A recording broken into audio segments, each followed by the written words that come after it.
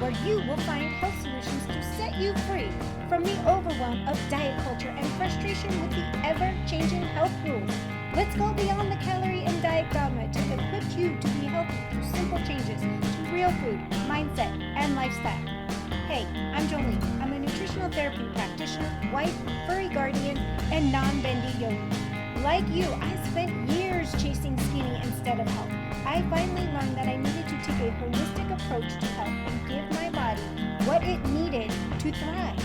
So if you're ready to take back your health one simple step at a time for results that are undeniable, like more energy, improved mood, better sleep, and fat loss, this is the podcast for you.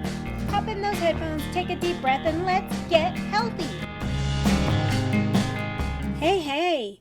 One of the questions I get asked often is, I'm busy, I don't know how to put a meal together quickly, I don't know how to meal prep, so I'm going to take a little time today to go over that. So building a actual meal is probably a lot easier if you stop overthinking it.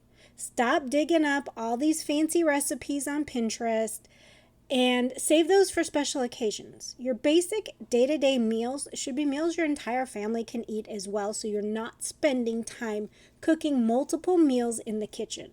There's absolutely nothing wrong with your family eating a simple meal the same as you. They don't have to be on a diet. There is no restriction. We're going to eat real foods. Give them the same healthy meal that you are making for yourself. There's no reason to cook anything separate. So how do you simply put a meal together? It's actually really simple. I have this base formula that I use with everyone. 1, you always start with the protein. Your protein is the star of your plate. You prioritize the protein. You build the rest of the meal around what your protein is. So after you've picked your protein, you now will fill up your plate with fiber-filled vegetables, non-starchy carbohydrates. Think of it that way. The majority of your plate should look more like a low-carb plate, even if you're adding in. We'll get to there in a second, so don't worry. I'm not taking away anything from you. But you want to have the bulk of it to be fiber-filled vegetables with your protein. That's number 2. So you start with your protein and then you add the fiber-filled non-starchy vegetables or produce, whatever you want to call it, to your plate. From here, you are now going to add in healthy fats. If you're still confused about what healthy fats are, go back to the last episode. I went through them all, what fats to use, what to avoid, what to drizzle on cold, what you can heat or cook in. You're going to be getting fats from your protein source, cooking your protein source. And you're going to also get it to add to these fiber-filled vegetables to make them taste better.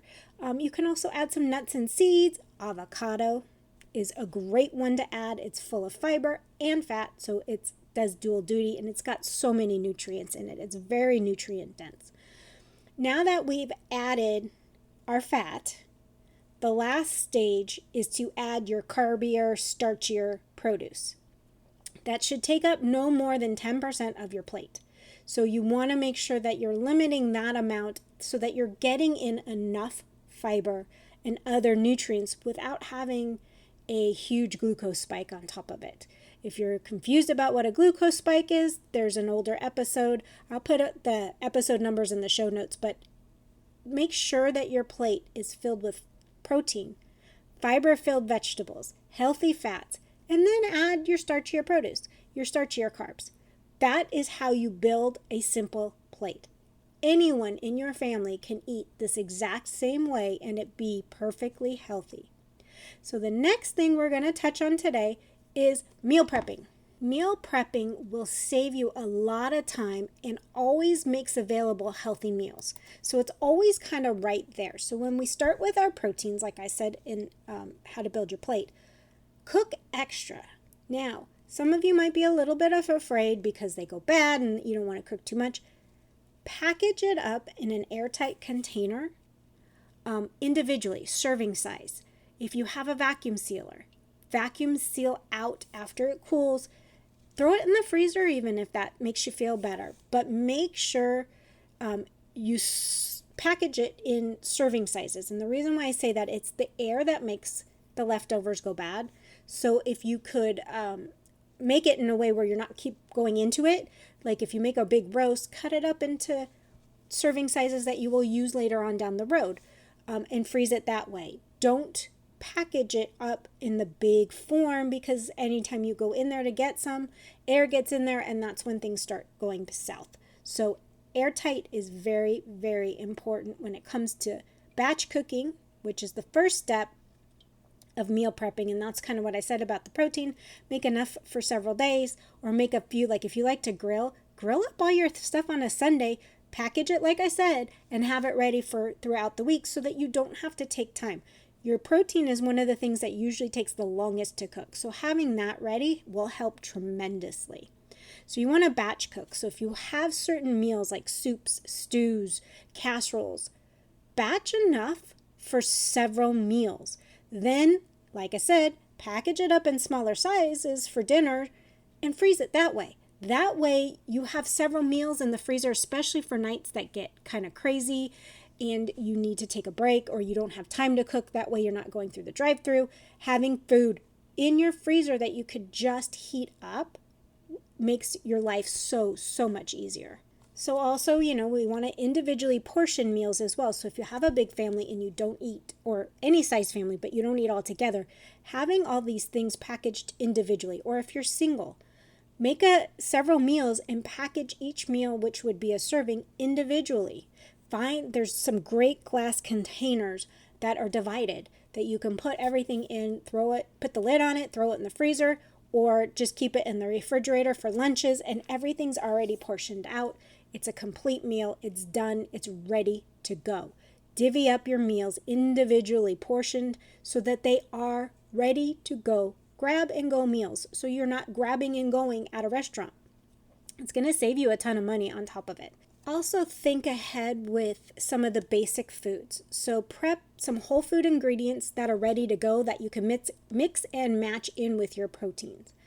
That may entail just cutting up all your vegetables at once. If you're having sweet potatoes, cook up several and package the rest up for a different day. Things like that. Have things ready that you can just throw together so that you're not constantly cooking from scratch every day, because that can get overwhelming and derail you off of eating healthy and reaching your goals. So having things ready for you just to grab and go, all prepped out, is going to make your life so much easier. Now, to make meal prepping a little bit easier on you in general is make sure that you have the right stuff to package your meals up in. Mason jars work great. Airtight glass storage containers, I'm a big proponent of getting rid of the plastic, and that way if it's in glass you can actually just heat it up right in the container, no more dirty dishes. So getting stuff ready ahead of time, having a nice grocery list and all of that will make your meal prep easier. Having a plan of what you're going to meal prep on the weekend, or if you have a good week where you figure you're going to cook all week, cook extra every time you make a meal and package that up. Put it in the freezer or the refrigerator for lunch or a meal down the road. That is how you will have food that is healthy, nutritious, and on your plan, whatever your plan may be, down the road. For this episode, rather than going into detail about meal ideas and all that, I've prepared a nice handout on meal prepping and how to build a plate. Look in the show notes, grab your guide. It's going to help and make your life a lot easier, give you some ideas for recipes and different foods that you can prepare ahead of time that freeze well, that save well throughout the week, to make your life easier, to make your health journey easier.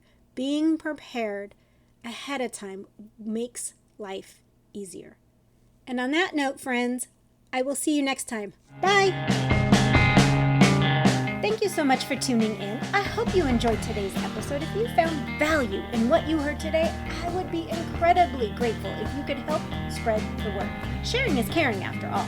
Share the podcast with others that will find the information helpful. It's through your support that I can continue to grow and bring more amazing content. And if you have a spare moment, I would truly appreciate it if you could leave a review on your favorite podcast platform. Your feedback means the world to me, and it also helps others discover my show. I read every review and take your suggestions to heart, so please don't hesitate to let me know what you think. Remember, you can stay connected with me by following me on Instagram or visiting the website at holistichealthmadesimple.com. I love hearing from our listeners, so feel free to reach out, share your thoughts, ideas, and even suggestions for future episodes. See you later.